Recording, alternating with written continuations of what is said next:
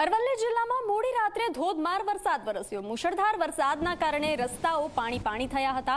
મોડાસામાં 3 કલાકમાં 5 ઇંચ વરસાદ વરસ્યો। મેઘરજમાં 3 કલાકમાં 3 ઇંચ વરસાદ પડ્યો હતો, જ્યારે ધનસુરા અને બાયડમાં 1.5 ઇંચ વરસાદ વરસ્યો। મોડાસામાં વરસાદના કારણે અનેક રસ્તાઓ પાણીમાં ગરકાવ થયા હતા। અરવલ્લી જિલ્લામાં મોડી રાત્રે મેઘરાજાએ ધમાકેદાર બેટિંગ કરી હતી।